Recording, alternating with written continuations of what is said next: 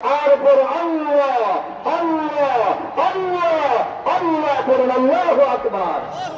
যখন আল্লাহর গোলাম কারি ইব্রাহিম সাহেব রহমতুল্লাহ আলাইহির কথা শুনলেন, রোশন বনার সময় আল্লাহ বলে রোশন জমিনে পুতলেন, সাথে সাথে রোশন সহ জমিনে জিকির করে আল্লাহ আল্লাহ আল্লাহ আল্লাহ আল্লাহ আল্লাহ আল্লাহ, জবান ছেড়ে আল্লাহ আল্লাহ আল্লাহ আল্লাহ আল্লাহ আল্লাহ, লা ইলাহা ইল্লাল্লাহ। আল্লাহ তাআলা আমাদেরকে সেই কারি সাহেবের জীবনী, আমাদের জীবনী তার জীবনের সাথে লাগানোর সুযোগ করে দিতে আমিন। যেই কারি সাহেব যেই জায়গা দিয়ে হাঁটতো, আল্লাহ যেহেতু আমাদেরকে এই জায়গায় হাঁটার সুযোগ দিয়েছে, বসার সুযোগ দিয়েছে, আল্লাহ যেন আমাদেরকে এই সুযোগ দেয় যে কারি সাহেবের মতো জীবনটা যেন আমরা করতে পারি, করি আমিন। আল্লাহ তাআলা কোরআনুল কারীমে বলেন, গোলামেরা দুনিয়াতে যতদিন থাকবা, দুনিয়ায় যতদিন বসবাস করবা, মনে রাখবে দুনিয়া কিন্তু তোমার না।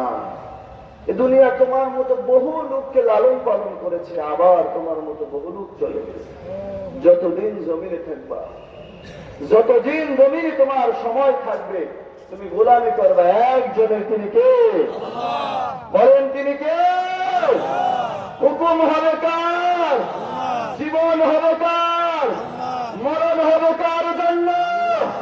আল্লাহ তাআলা বলেন, কুল ইন্না সালাতি ওয়া নুসুকি ওয়া মাহইয়ায়া ওয়া মামাতি লিল্লাহি রাব্বিল আলামিন। ও গোলাম, তোমার জীবনের সর্বোচ্চ, তোমার সালাত, তোমার নামাজ, তোমার জিকির আজকার, তোমার হজ, তোমার যাকাত সবকিছু হবে লিল্লাহি রাব্বিল আলামিন। ঠিক কি না? আজকে আমরা জীবন বিলায় দিচ্ছি দুনিয়াকে, কিন্তু আমরা জীবন দিব কাকে? জোরে বলেন কাকে?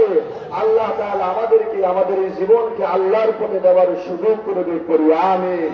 এবং আল্লাহ তাআলা এই উজানের ময়দানকে কিয়ামত পর্যন্ত মানুষের নাজাতের জরিয়া করে দিন, করি আমিন।